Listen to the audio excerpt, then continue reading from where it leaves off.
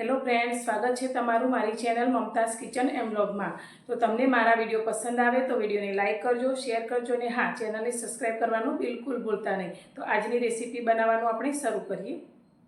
આજે હું તમારી સાથે શેર કરીશ ચણાના લોટની તીખી સેવ। તો એકદમ ખાવામાં પોચી, તમે જોઈ શકો છો એકદમ સરસ પોચી રૂ જેવી આપણે સેવ તૈયાર કરીશું। તો બજાર કરતાં એકદમ સસ્તી, ચોખ્ખી અને एकदम स्वादिष्ट एवी सेव बनीने तैयार थाय छे। तो तमने मित्रों अत्यारे आपणे सेव बनाववा माटे चणानो झीणो लोट लीधो छे, जेने मैं घरे दळीने तैयार कर्यो छे। तमे चणाना लोटनी जग्याए बेसननो उपयोग पण करी शको छो, पण आजे आपणे चणाना लोटमांथी ज एकदम सरस एवी पोची अने क्रिस्पी एवी सेव तैयार करीशुं। तो अत्यारे मैं वाटकीना माप प्रमाणे 4 वाटकी लोट लीधो छे।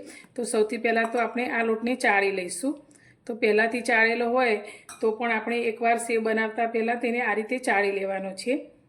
तो अत्यारे मैं वाटकीना मापथी 4 वाटकी लोट लीधो छे, जेने आपणे आ रीते चाळी लईशुं।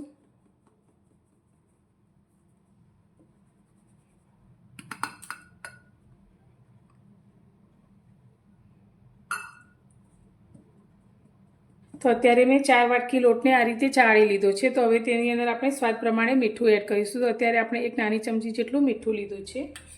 હવે અત્યારે આપણે તીખી સેવ બનાવીએ છીએ, એટલે તીખાસ માટે અત્યારે મેં કાળા મરીનો પાવડર લીધો છે, જે આપણે અડધી નાની ચમચી જેટલો અંદર એડ કરીશું। સાથે આપણે અડધી ચમચીથી પણ થોડી ઓછી એવી હળદર એડ કરીશું। અને તીખાસ માટે ફરી આપણે મરચું એડ કરીશું। તો મરચું અત્યારે મેં 2 ચમચી જેટલું લીધું છે।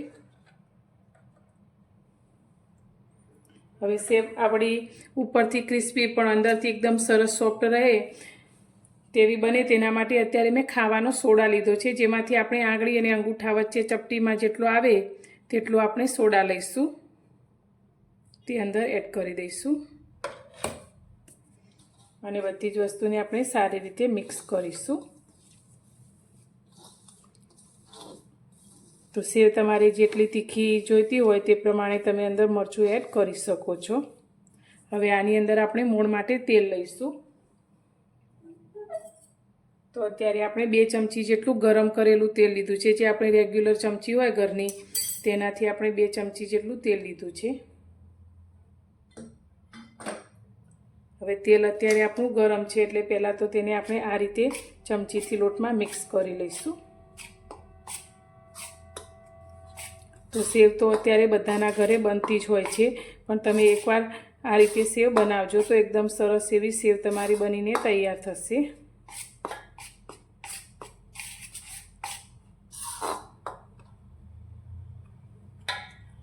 तो हवे हाथेथी तेलने आपणे लोटमां सारी रीते मिक्स करी लईशुं।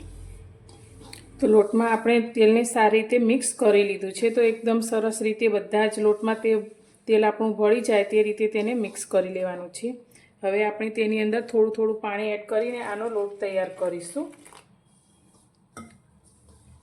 તો લોટ આપણે કેવો બાંધીશું, તો લોટ એકદમ કઠણ પણ નથી બાંધવાનો અને સાવ ઢીલો પણ નથી બાંધવાનો, તેવો આપણે લોટ બાંધીને તૈયાર કરીશું।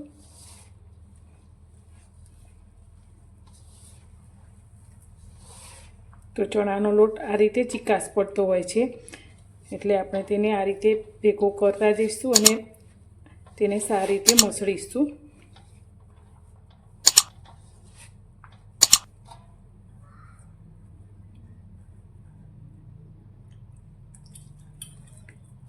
તો લોટને આપણે આ રીતે થોડું થોડું પાણી એડ કરતા જઈએ અને સારી રીતે મસળવાનો છે। તો જેટલો લોટ વધુ મસળાશે તેટલી સેવ આપણી એકદમ સરસ સોફ્ટ તૈયાર થશે।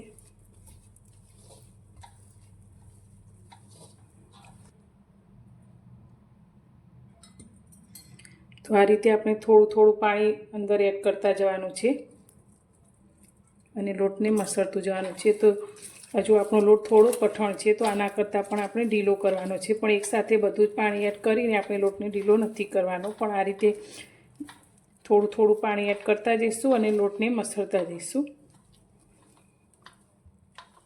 तो लोटने मसळता 5 मिनिट जेटलो समय थयो छे। तो तमे जोई शको छो आपणे आ रीते ढीलो रहे तेटलो लोट आपणे तैयार करवानो छे। बहु एकदम कठण पण नहीं ने साव ढीलो पण नहीं, ते रीते आपणे लोट तैयार करीशुं।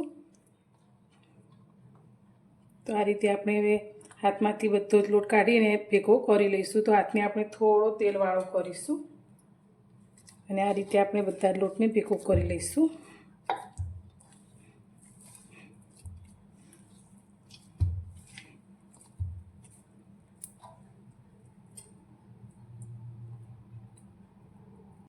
અત્યારે સેવ પાડવા માટે મેં આ રીતે પિત્તળનું મશીન આવે છે સેવનું તે લીધું છે. તો તેની અંદર આપણે જાળીને સેટ કરી લીધી છે.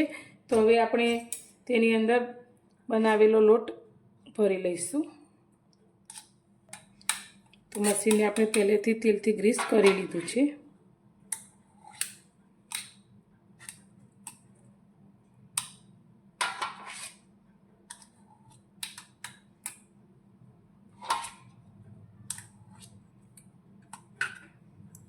તો એકવાર જેટલો ભરાય તેટલો લોટ આપણે અંદર ભરી લઈશું. તો તમે બજારમાંથી સેવ લાવો છો તે તેલ ખૂબ જ વપરાયેલું તેલ હોય છે. વારંવાર એકના એક તેલમાં અંદર ફરસાણ બનાવવામાં આવતું હોય છે. તો તે આપણા શરીર માટે ખૂબ જ નુકસાનકારક સાબિત થાય છે. એટલે આપણે આ રીતે જો સેવ ઘરે બનાવીશું તો આપણા ઘરના ચોખ્ખા તેલમાં જ બનશે અને આપણા શરીર માટે પણ હેલ્ધી રહેશે.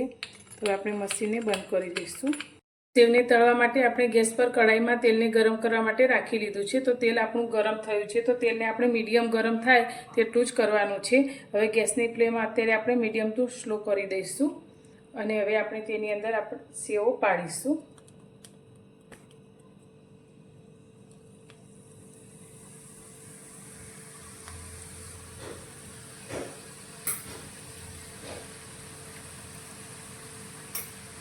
તો સેવને આપણે આ રીતે થોડી વાર માટે તળાવવા દઈશું. તો નીચેના ભાગથી થોડી તળાય પછી જ આપણે તેને ફેવરીશું.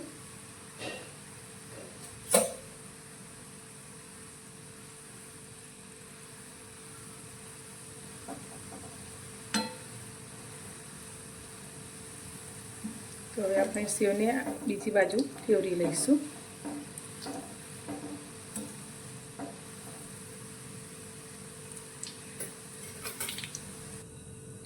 તો સેવ આપણી એકદમ સરસ રીતે તળાઈ ગઈ છે અને એકદમ ક્રિસ્પી પણ થઈ ગઈ છે. તો હવે આપણે તેને તેલમાંથી બહાર કાઢી લઈશું અને આ રીતે નિતારી લઈશું એટલે એક્સ્ટ્રા તેલ બધું જ નીકળી જાય. અને આ જ રીતે આપણે બાંધેલા લોટમાંથી બધી સેવને બનાવીને તૈયાર કરીશું. અત્યારે આપણે બધી સેવને તળી લીધી છે. તો ફક્ત 4 નાની વાટકી ચણાના લોટમાંથી આપણે ઘણી બધી સેવ બનીને તૈયાર થઈ છે. તો તમે જોઈ શકો છો એકદમ સરસ એવી ક્રિસ્પી આપણી સેવ થઈ છે અને આમ એકદમ સરસ એવી સોફ્ટ. તો તમને મારી આજની આ રેસીપી કેવી લાગી તે મને કોમેન્ટમાં જરૂરથી જણાવજો.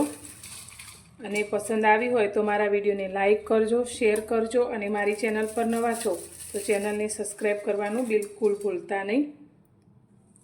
તો ફરી મળીશું એક નવી જ રેસીપી સાથે નવા વિડીયોમાં.